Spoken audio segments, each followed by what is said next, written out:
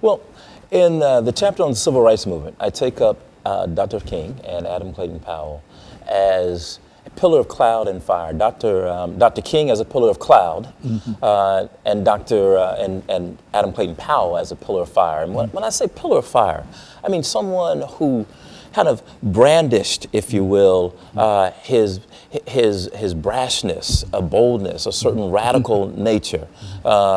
Adam Clayton Powell was very clear while he was in Congress that he called himself the baddest Negro in Congress. Yeah, go on. Right.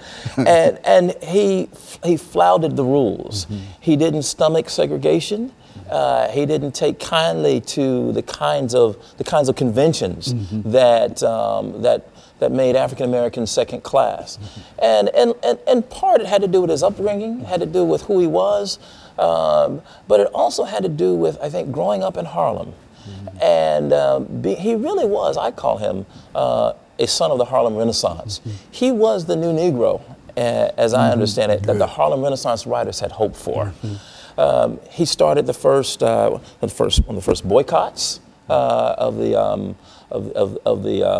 public transportation system in Harlem. One of the first sort of public service programs at his church at Abyssinian Baptist Church, and by the time he went to Congress, he was pastoring the largest Protestant congregation in the nation. Adam Clayton Powell is known for his, he's not only known for his pastoral work, but he's known for the Powell Amendment, which was a little known sort of codicil that he would add to every bill that sent funding for public accommodations, and it was a bill that said that public funding could not be used for segregated institutions. It angered Southern segregationists throughout the country, but it also angered African Americans because some of those schools were African American schools in the South. Although they were segregated, they were starved because they also needed the public funding. But Clayton Powell didn't care. What he was concerned about was ensuring that those who wanted segregation had to pay for it. And so he starved them all to death until he was able to get the Civil Rights Bill in 1964. That was his victory in the Civil Rights Bill of ~64. He was there when Lyndon Baines Johnson signed it, but so was Dr. Martin Luther King Jr. And King, who was, they were both princes of the Black Baptist Church. Adam Clayton Powell had gone to, attended school in New York. His father, his father, in many ways, had groomed him to be a prince of the Baptist Church. Martin Luther King, as Dr. King, as Dr. King's father. Good. His father pastored Abyssinian, while Dr. King's father pastored Ebenezer, and they both groomed their sons for the roles that they would take. They both went to elite schools, Morehouse College in the South, and they both were products of the black middle class.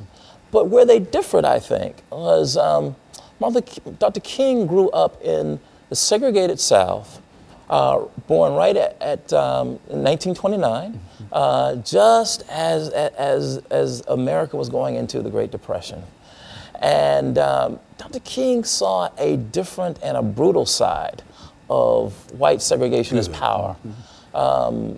And it was something that I don't think Adam Clayton Powell saw. That shaped Dr. King in a way that that Adam Clayton Powell didn't. And led to his assassination. Yes, and led to his assassination. Absolutely. In a sense, both of them were assassinated. Dr. King, literally. Good. Adam Clayton Powell was politically destroyed because of his brashness. So what I find with now, both of them come at a time when African Americans have migrated, and I think this is also important to make the making of these two figures.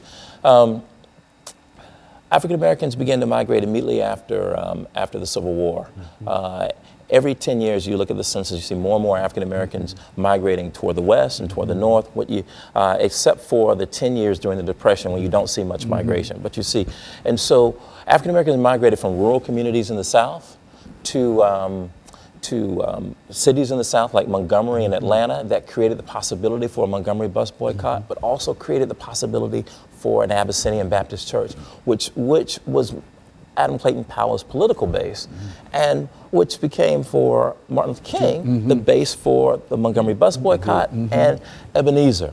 And so as these two figures began to interpret the biblical text, they thought of the Exodus story for Adam Clayton Powell. The Exodus story guaranteed for African Americans in his sermon, "Stop Blaming Everyone Else," which he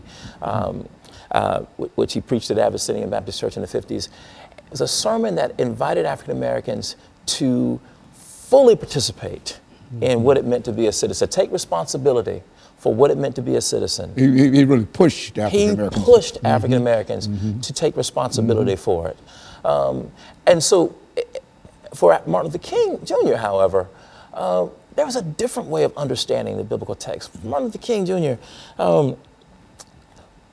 growing up in the South, personal piety became very important. In as much as his political work, personal piety became a mask, if you will, for Martin Luther King Jr. He knew that if he was leading African Americans out into the streets to demand full inclusion, he knew how to use the television cameras, how to use the public square, and the way he used it was to lead African Americans into acts of personal piety. That's what I call the pillar of cloud. He masked, in many ways, his real intentions. He would lead them to pray in the streets, to sing songs. And when the television cameras came and they saw African Americans living out some of the, these kind of virtuous virtuous expressions, right? Singing church songs, praying, holding hands, praying for their enemies. Not only was the South was embarrassed, the nation was embarrassed, but they were not only embarrassed domestically, they were embarrassed internationally. And so I call that the pillar of cloud, because just as a cloud kind of blends in seamlessly, Martin Luther King's tactics blended in with the American moral landscape. These were virtues for America.